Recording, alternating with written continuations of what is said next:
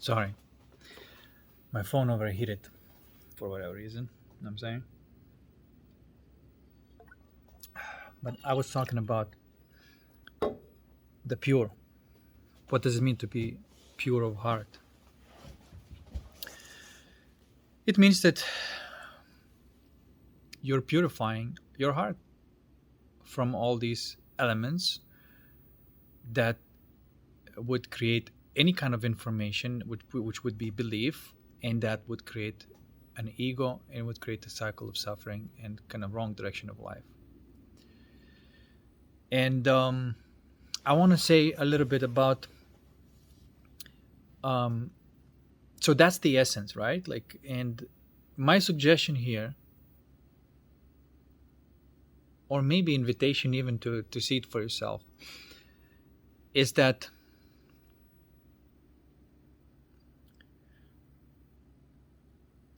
indeed, if you're playing a male character or a female character, it's intrinsically installed in a choice of your journey. What challenges are you going to have? Okay. Now, I have to say that it isn't like 100%, right? It's not like you're always leaning on the courage and you never need to understand, what's the point of the surrender. But my um, observation is that through courage you learn surrender as a man, and through surrender you learn courage as a woman. There's a distinction there. Okay. And why? Because when challenges arise, okay, if you as a man don't go through the path of the courage, then there's something that's unfinished and not done. Okay, there's some manifestation that had to be done, but it's not done, and so it's incomplete, and somebody has to do it. Okay, and nobody else can do it but the person that is selected that path to do it. And if you, like I'm saying, if you selected the male path, it's just the reality is not going to leave you alone until you do it, because the concept is that the matrix, which is that code and that programming that is trying to take you over, right? The very point of you not being taken over by it is a type of resistance. It's not a physical resistance. It's not another revolution that leads to nothing, because it just revolves into because the spirit hasn't changed. So you can change the form outside of you and say like, oh, now it's going to be better, but it's not going to be better because the spirit hasn't changed. It's a spiritual resistance to the influence of this matrix coding that produces beliefs, right? And it's a type of, we can call it spiritual warfare. There's another way of saying alchemy, right? But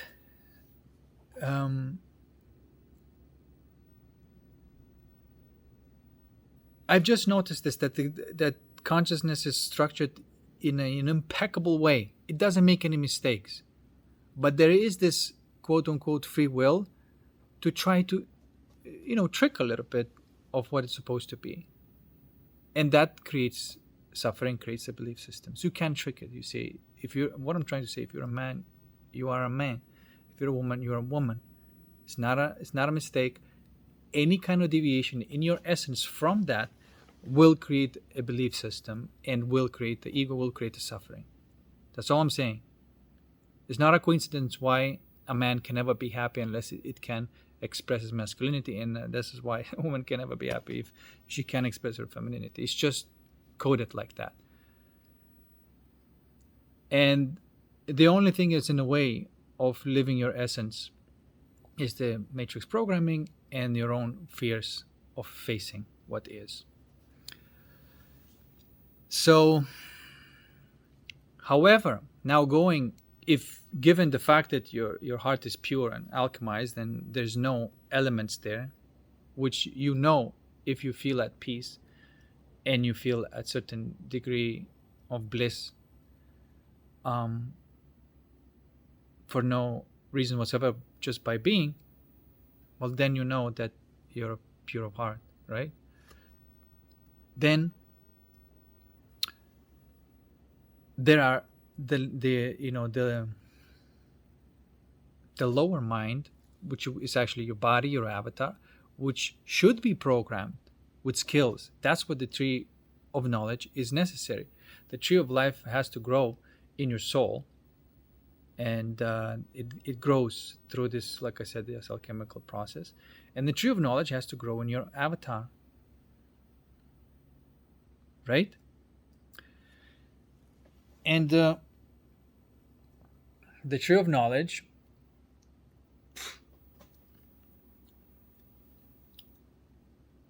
is skills, habits.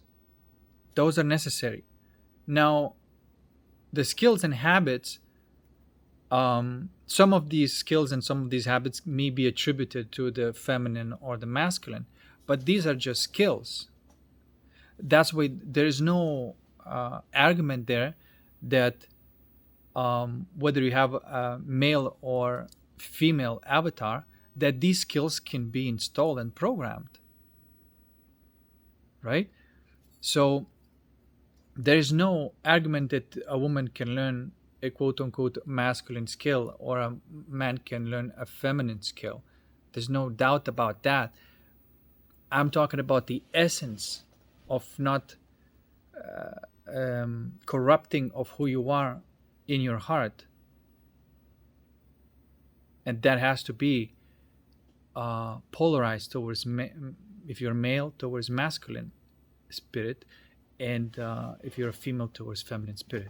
That heart has to stay there, because otherwise there is no polarity, there's no spark, there's no harmony, and so then it's just like if you meet a man who's just like a half meets a woman who's half, there is no spark, there's just nothing there, it's just like flat. And so that's not okay. That spark has to happen. That spark is the energy of creation. That is something that gives you any kind of chance to create something harmonious. And you can't have that until you're polarized in the correct way.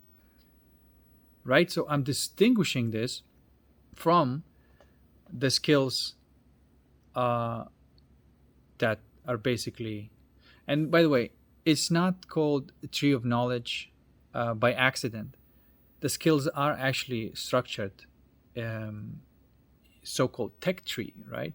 The tech tree, it's because there's one primary branch, and then there's like other branches, and there's each little branch has another branch. That's how skill is being learned. If then, right? So to learn any kind of skill and to be good at any kind of science or art, you've got to develop that tree of knowledge about it, and then you are going to be able to be skillful at that activity, right?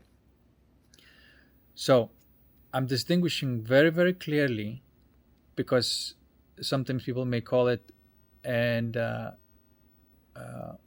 kind of not differentiate those two things, and then get upset because you say like, well, no, I can do whatever a man can do. Yes, on a skill level, yes, but you can never, as a woman, can never have your natural essence and have like masculine essence in your soul. It's just not going to work. That's by definition is going to be something that you are not, and therefore a belief, pretentiousness. Okay? And like I said, you can function in this reality with no beliefs. Therefore, you don't need to pretend in any kind of way. You can have good skills, and you don't need that masculine essence, if you're a female, in your heart to be skillful at anything. Does that make sense?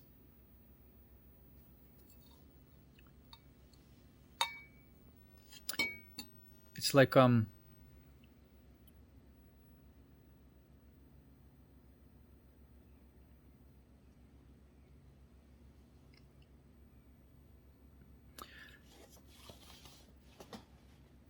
And that is the difference. That is the difference. When you are who you are in your essence, and whatever you need to be in your avatar body, um, that's the point. That is how you're going to be a better player of this game of life.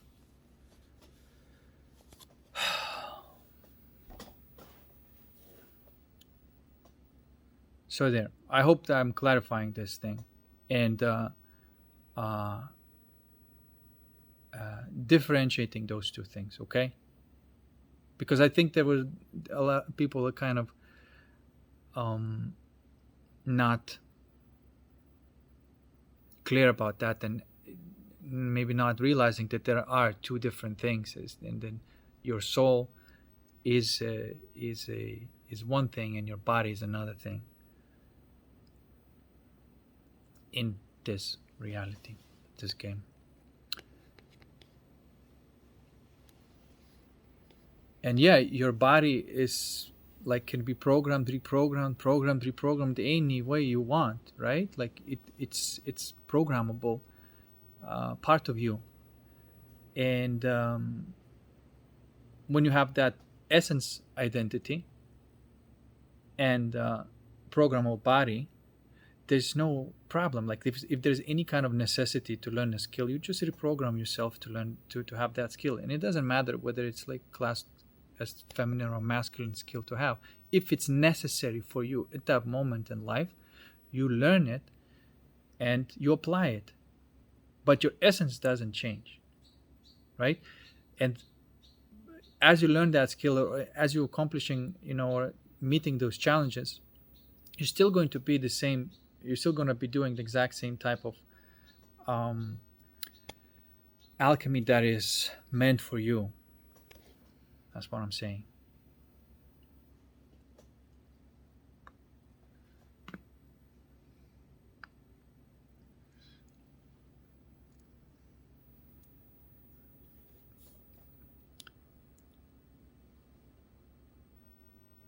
Because I'll tell you another thing. Why I'm not this proponent of this idea that you're supposed to be both in one. I think this is another spiritual bullshit that is being sold to basically neutralize you, and it's another trick of the matrix, right? And it's a wisdom challenge, actually,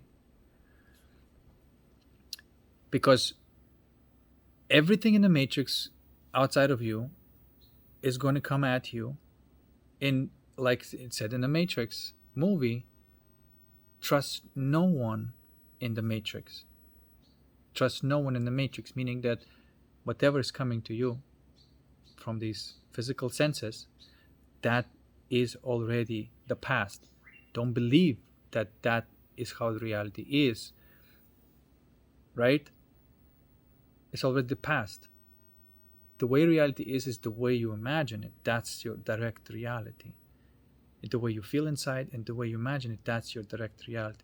And what's going to happen in your 3D, no matter how tricky it looks like, you won't believe the nonsense, because this is not what you're living inside, and this is not what comes to your imagination.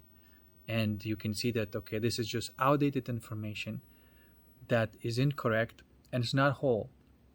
That's why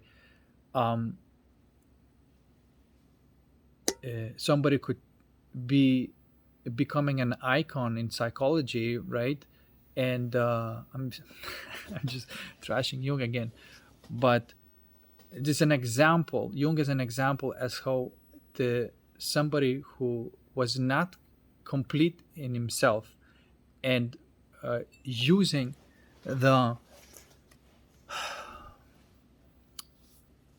the capacity of his intellect to analyze the psyche, that created worse situation than it was before, right?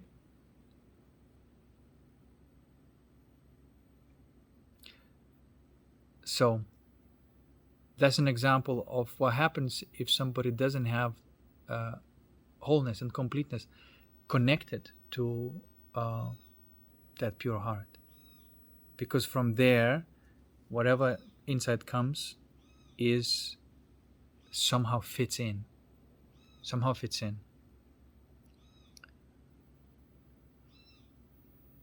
Okay?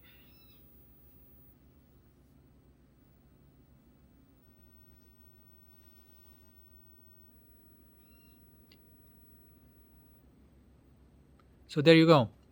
Again, the character, the avatar, programmable, right? Like I said, no question that the skills can be learned.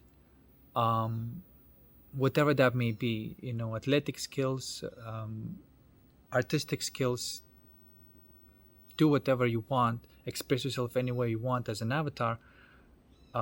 However, that doesn't mean that in the essence you suddenly become feminine if you're a male, or masculine if you're a woman, because that is what messes all up.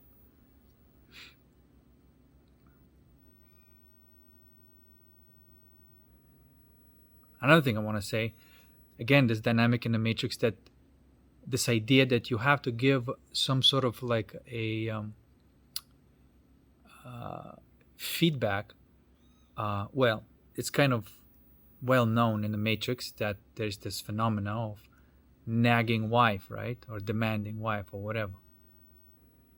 And again, there's obviously the opposite side of it too.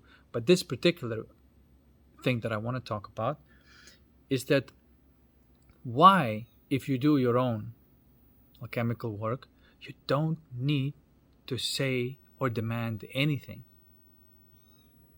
as a woman. Man receives the feedback by you not saying any kind of word, and actually that is the only way a man grows up, or grows and develops in the way you want him to be, is when you are being in your feminine energy. And magically, somehow, a man who's intuitive receives all the feedback that is necessary for him to make a change.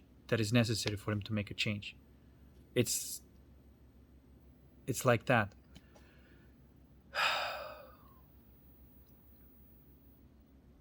If he makes a mistake, you don't even say a word. You don't demand anything. You stay in your essence, in your feminine essence, and without even you being concerned, you watch your man next time doing exactly what you wanted to do, without you lifting a finger, without saying something, without demanding anything, right? Because that demanding is that energy flow in the wrong direction. But if you do it in the right direction, the things that you desire start molding. And that's why, like, you can have really fast evolution when you are in your natural energies, on both sides.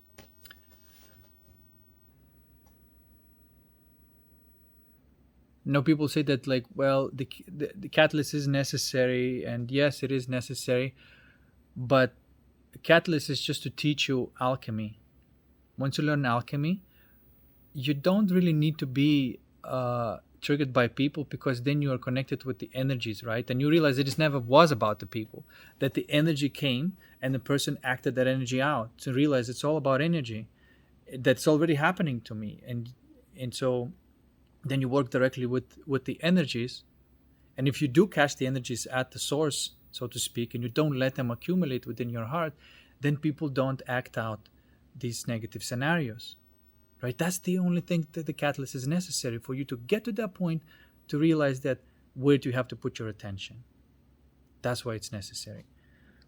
But after that, catalyst loses its function, because now the evolution will happen when you are placed in the contrast of the, let's say, a feminine energy.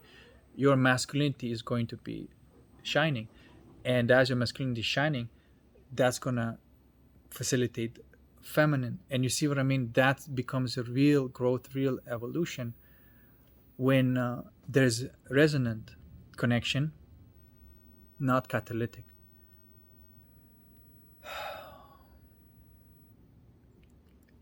Um, catalyst is very important to even realize that there is such thing as, as a way out through alchemy. It's very important.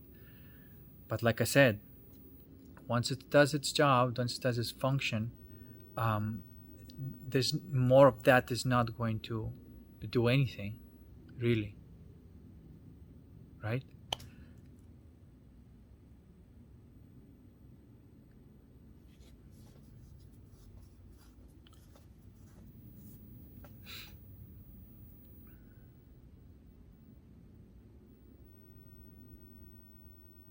So there you go. That's another message. Basically sending exact same message in a different way, in a different format.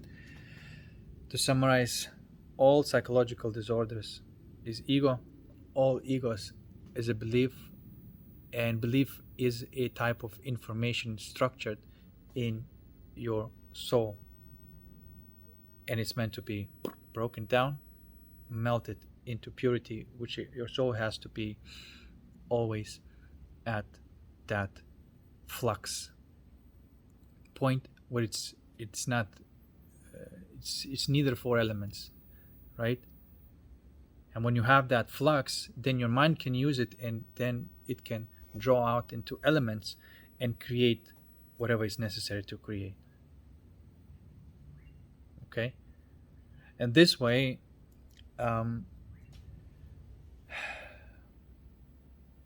the matrix becomes a tool for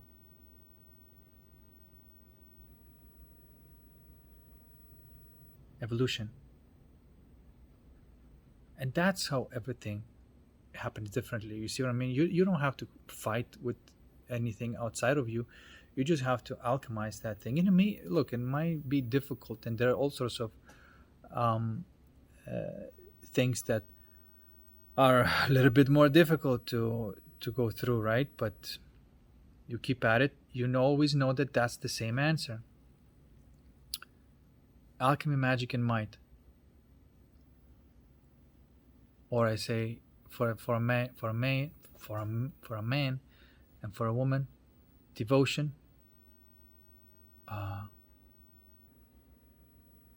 obedience or innocence, and care.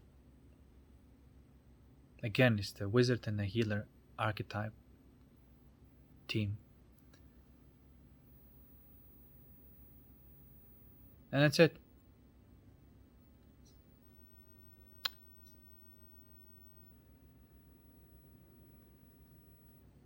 And that is how you play the game of life. Now, I didn't go into the imagination because imagination is like really unique to every single individual. But once you have that juice out of which you can create something, then depending on your desire for any kind of form, you can create it. Okay?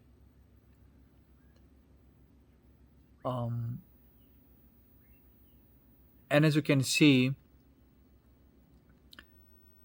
there's no need to leave the earth because it is a very thing that helps you to evolve. And as you evolve, your reality changes also. Like I said, the entire galaxy changes as you evolve. And it's totally possible to be in a matrix reality, but evolve to such point that there is harmony anyway. There is the Garden of Eden is possible. Not only possible, but the whole point of this game. is we left the Garden of Eden, got distracted, and now we're going back to it. And that's the point. Um, and there may be, very likely, because I don't see how I can see it within my own consciousness, what happens when the ego is burning up. When um, it's not a sightly thing, and it's a process, and it doesn't look good, but it's necessary process. And so then on the collective scale, that also is already taking place, and these are like at the first steps of it, right? But there will be this uh, uh, drastic change. um,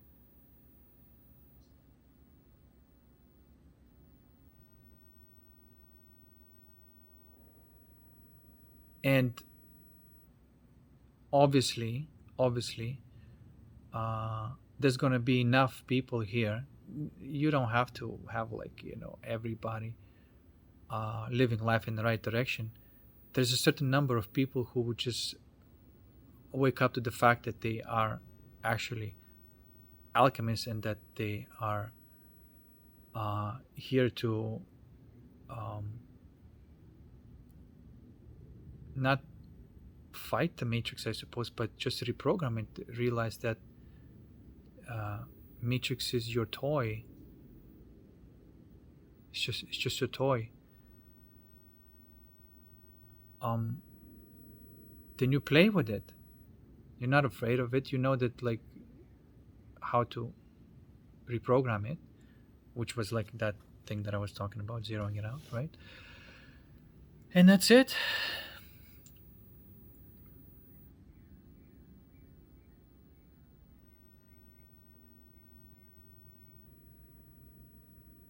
And honestly, I'll tell you what. Honestly, as if, well, what this is what I'm feeling. This is not from the book. This is not from the outside. This is what I'm feeling inside, on, like, energetically. We've already been gone through a certain type of transition, which was crucial, which would have determined if we are going to and regressing back to third density, and we are living another cycle as the old matrix, with the religions, governments, um, another cycle of suffering and coping mechanisms from suffering, right? That type of bullshit. But that is not going to happen, because that transition has already been popped. Okay? In a way, uh, we are already good. We are already good. However, right now, anything that you get to alchemize, right, is like a bonus.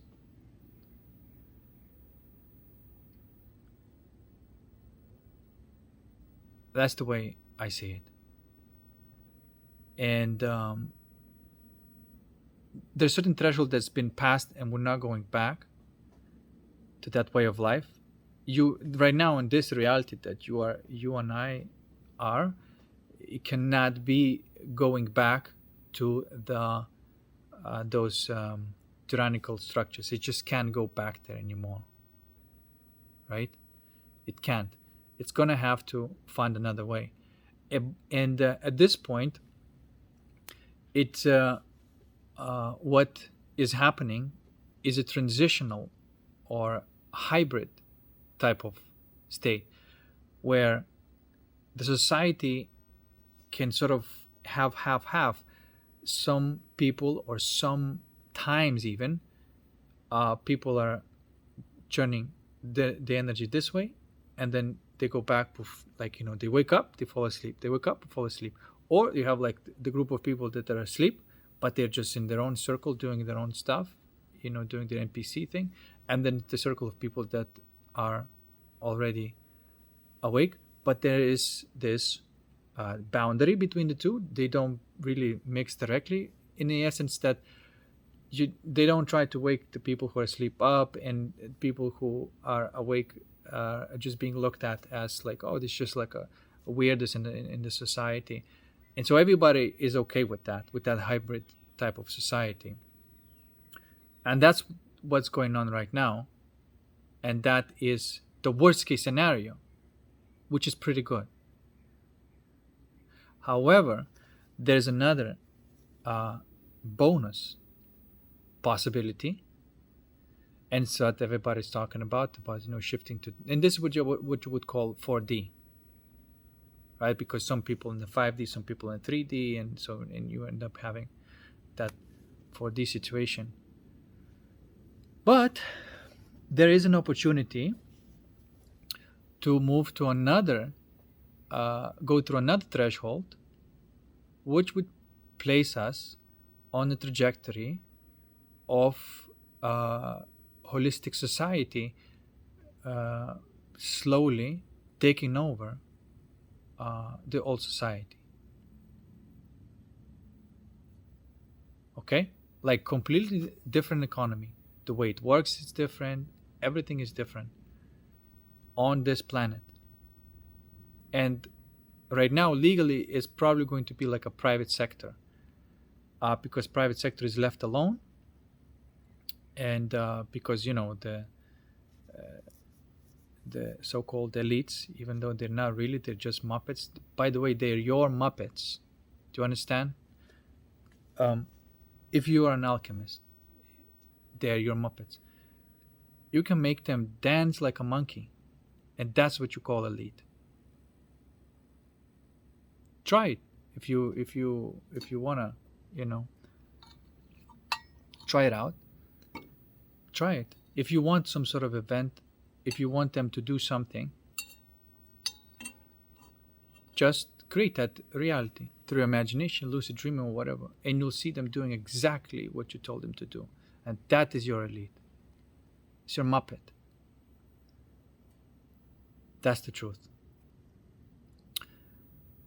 So these Muppet elites are protecting their self-interest in the private sector, of course, because rules for thee, but not for me.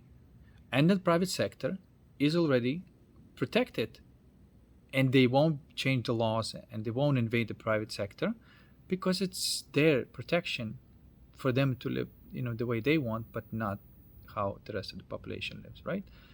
And so that's why it's going to be all in the private sector through use of different networks, decentralized networks, Web 3.0, Bitcoin-based economy, and that's what's gonna. It's already actually happening, but that network is probably going to grow, and you can totally live a really luxury life in that private network. Nothing to do with the public network, right? Because the public is what is the matrix, right? Yes, you may, for example, if you have your own helicopter of your own passenger drone, and you need to fly to another continent or whatever, like, yes, you still need permits, and you still need all sorts of registrations and stuff like that, of course. However, you're left in the private sector. You don't need any of these. You know what I'm trying to say? That no one has to stick the finger in your butt to check for drugs and shit like that. You know what I'm saying?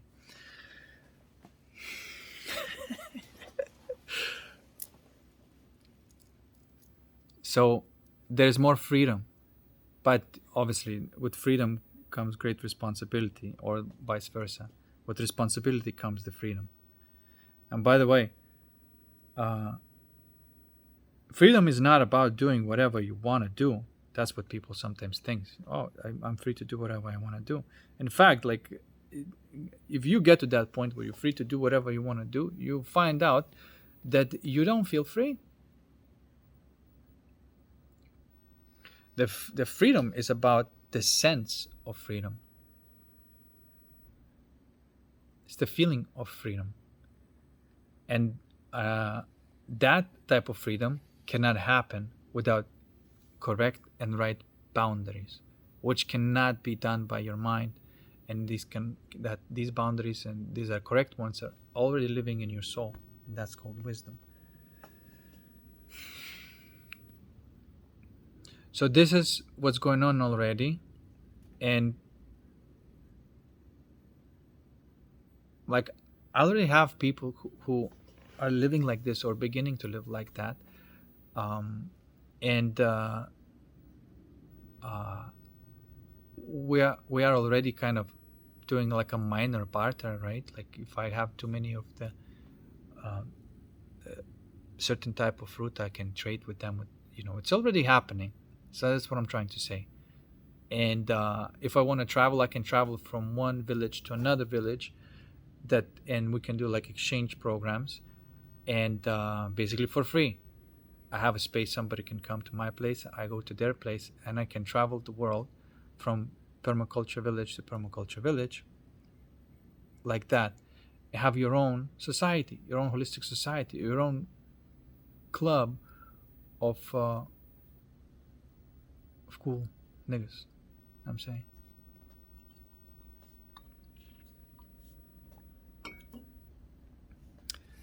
And yeah, and that's obviously is not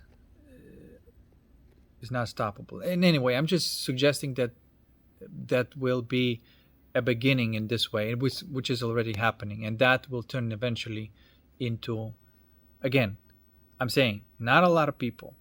The population that we have on this planet, they're not all gonna go into living, in a holistic way right away. I don't know how many people are just not gonna be here anymore. That idea that somehow population is going to be much smaller, and hopefully it's just going to be a natural phenomena, which happens, for example, like if you have like a, I don't know, a petri dish of bacteria, and if you watch how the bacteria grow and their cycle, the population cycle, you'll see that there's this, first like overpopulation, and then the drop of population, drastic drop, until it reaches the equilibrium. And so that's the same thing with the humans, like, acting like a bacteria, poof, and then it's going to drop and reach the equilibrium. But that's just natural. It happens naturally. I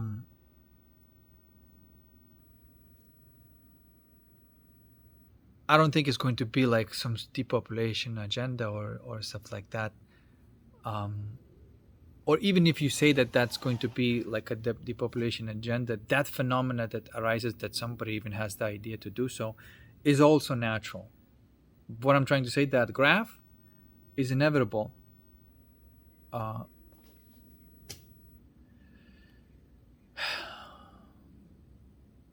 And honestly, look, it doesn't matter. Like, if you end up living sustainably in your own way and have connection with other people who live in sustainable in their own way, and perhaps you have the connections all over the world like that, without entering in the public sector, you can live your life happy ever after. You understand? And then whatever nonsense happening in the public sector, sorry, it's not your concern. You're living your life. You already are in the 5D, living your life. And whatever's going on there, let it go on. Let it happen. Some people will figure out and join that type of way of life, and some won't. But that's just no longer your concern. Does that make sense? Your concern is to build that life for yourself. Connect with people who are building that life for themselves. Right? It's but through the technology, with everything, but the use of technology, of course, not through the corporations, and corporations are only allowed to make hardware but not control software. This is why you can have the hardware with all these rules, all these protocols for this holistic society. There are protocols, there are rules of how you need to structure it, for it to be sustainable and harmonious way of life. Again, not to say that there's not going to be any problems. Of course there's going to be problems, but everything is resolved in a different way. It doesn't produce another problem. The problem arises, it resolves, and it's not repeated again. But in the matrix, the problem arises, fucking sugar packet solution, there's 5 more of these problems. Now there's a need, 5 more of these, and then and it just, this tree of knowledge just branches out into this clusterfuck industry that is all because of that original bullshit, which is suffering.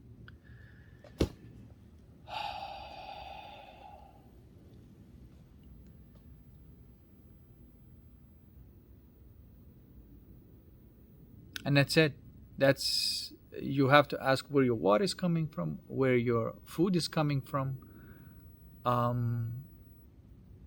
If you're using your internet in the correct way,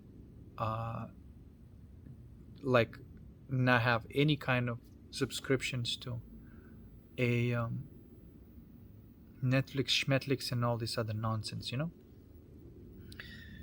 if it's necessary for you to watch a movie, it comes to you synchronistically, and it's been mentioned in your reality quite a few times, and say, oh, okay, I'm gonna check this movie out.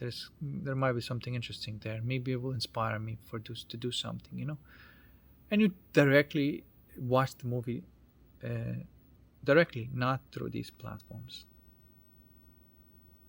without ads, without anything. Okay. And I really hope, for example, like Odyssey.com is a magnificent replacement for YouTube,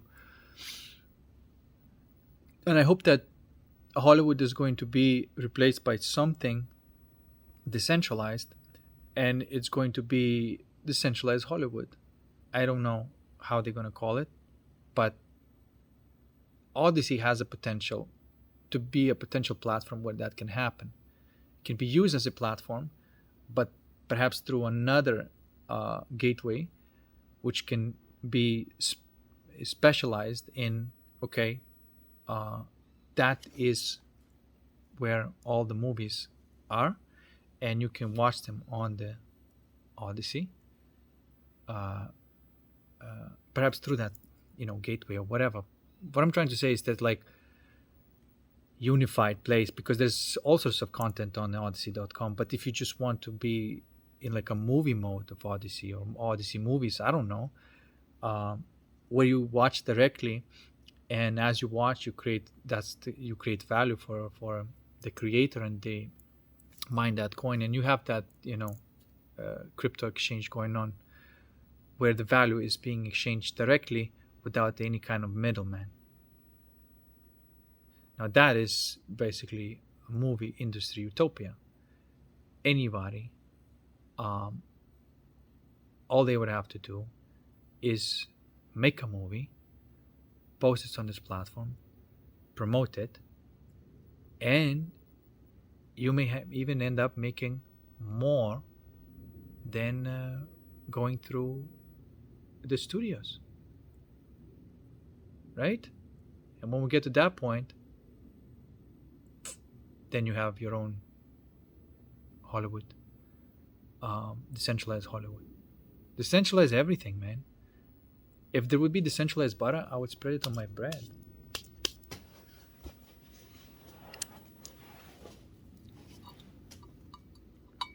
So yeah. Well, you don't decentralize everything, because some things have to be centralized also. You don't go overboard with this thing, but some things that meant to be decentralized, you place them. And by the way, why would you do this? Why would you decentralize certain things? Because that's how the nature works. That's how the consciousness works. So you don't break these laws, and they don't, if you break the natural law, or even the core principle of consciousness, then of course your society is going to be nonsense.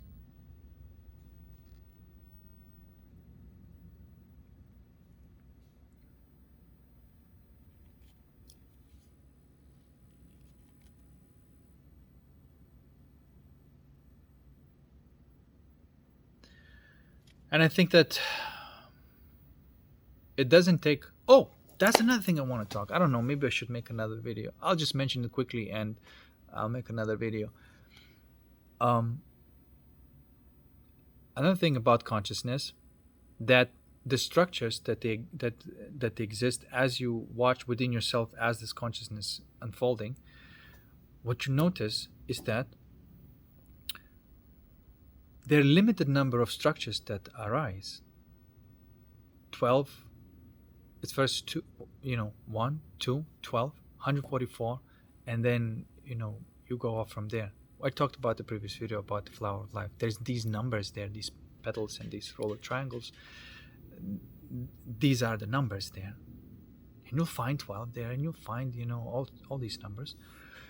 And my suggestion here, because consciousness is structured from that seed of life, germ of life, flower of life, and that fruit of life, and all these structures that are there, are always with you as you are experiencing this reality. Now, what does that mean? This is just my theory of mine, and I'm applying this theory basing on this phenomena that, like, if everything is arising from those primordial structures, and that's how everything is structured, then there are not a lot of what you call souls. That everything that you experience is your simulation, right? And how many people that are main characters coming in your life? And my suggestion here is that it's probably going to be one person that represents your other half. That's the two, the yin and yang. 12 people who will represent your family or relatives, right? The 12 people, 12 souls. And then maybe 144 that are friends, okay? And then you're going to the bigger numbers, perhaps acquaintances, okay? And they are in relationship with you in a certain type of distance from you. One is like super close, those 12 are like closer, and the 144 a little bit. You see what I mean? It has that phenomena. And you may say, oh, wait a second, there's 8 billion of people in the world. That is a collective hallucination, because you are experiencing anybody that actually has any kind of meaning, because you can walk through life and there's going to be all sorts of people walking by, but they're so distant from you on the meaning level that they're just pictures in the background, like these non-player characters to just fill it all up, and that is in relationship to to you. So these numbers are just filled up. Somebody will walk by on the street, but this is just like a picture to you. There's just, you have no connection to that. It's just the picture. And there's some of them you have some connection, and then there's deeper connection, and then there's ultimate connection. And that's how everything is structured.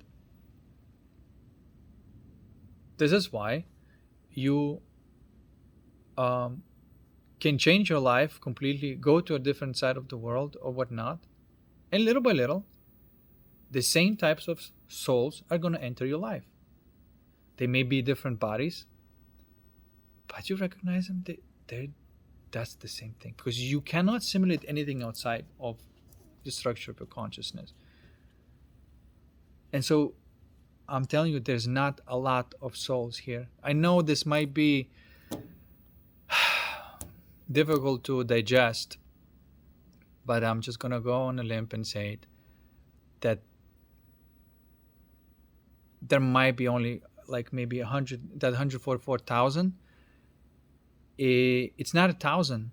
That word was used to illustrate infinity. And 144, there might be how many souls are actually playing this game of life.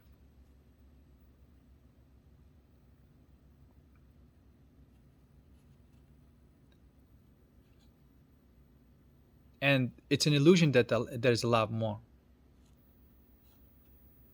It's a crazy theory, but I'm just gonna go out and say, just ask yourself, like, how many people came in your life that were, how many meaningful connections did you have, and how many were just like the background, uh, passing by. And so that answer is going to tell you how many actually are in your reality.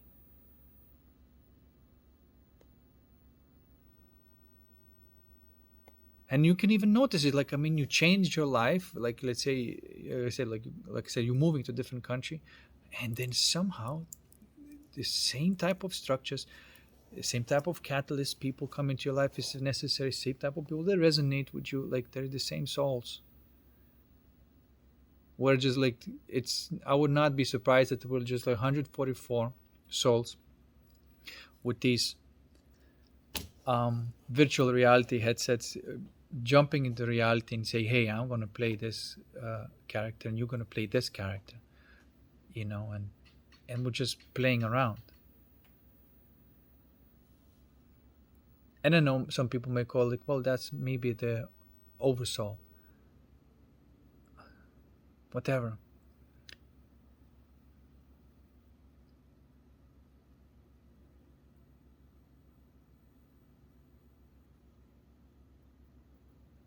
It's like, if you look at it directly and just forget about of what is created as an illusion in your mind, and say, what did I experience directly? And you'll see that you can't even count 144 people that you had a meaningful connection with.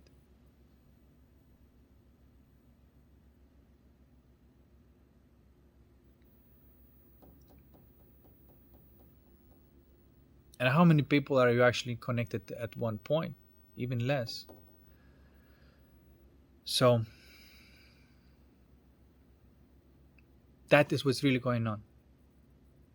And if you go by what's really going on, you have to conclude that indeed we're probably just freaking, there's not a lot of players here, and we're just playing this game of life.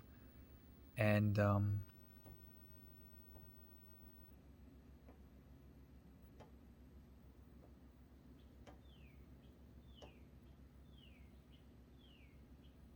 I mean, if you ever recognized same energy in a different person, and like went, what the fuck, then you know what I mean.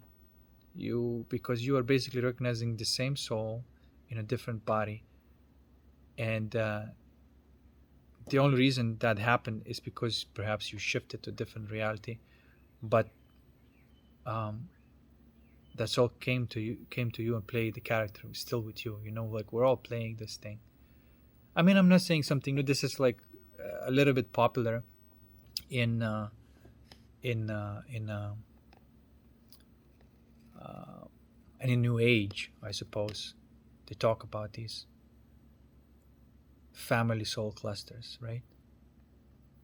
I'm just saying here that there might be, that's all there is to it. This is whatever else is going on is not going on at all. It's just an illusion, right? Because if it doesn't, you don't experience it, how the fuck do you know it exists? That's the thing, when push comes to shoves and say, like, how many things do you actually know for a fact, and how many things you, and then you're like, fuck, there's so many things on a hearsay that, like, whatever I know for real is my direct experience. Then there would be very little things that that are for sure. Everything else is like, they could be true, could not be true, I don't know. Until you experience it directly, you don't know.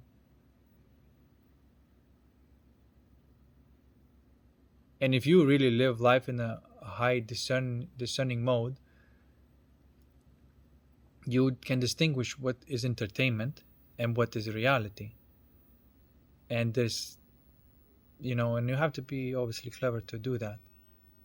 um, I sometimes also, for example, I find it fascinating, people talking about the aliens and what kind of aliens there are, and it's like, it's fascinating, it's a nice story. But um, how many, I mean, did I have any kind of direct experience uh, with them? You know,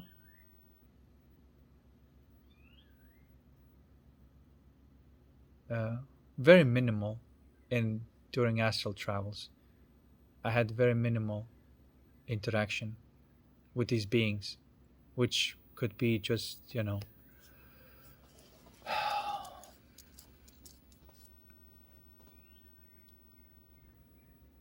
yeah.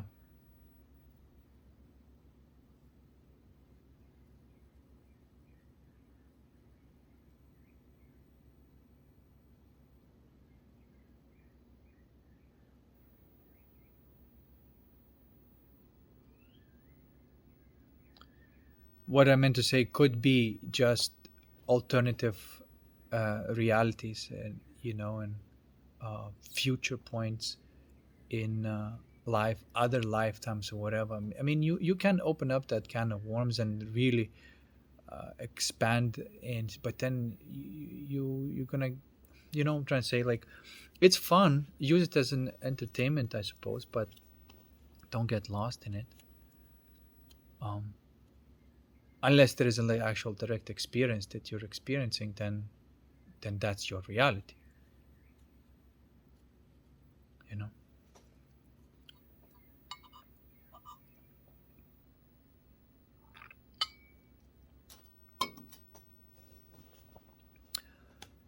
But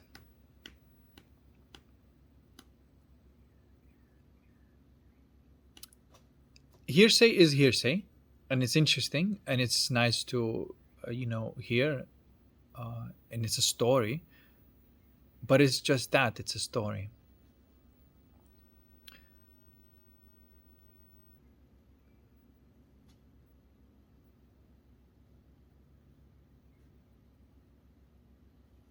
Well,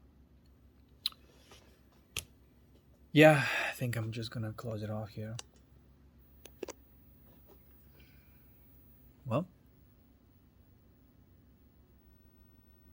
yeah, I don't think I got anything more left in my tank. Peace. See you next one.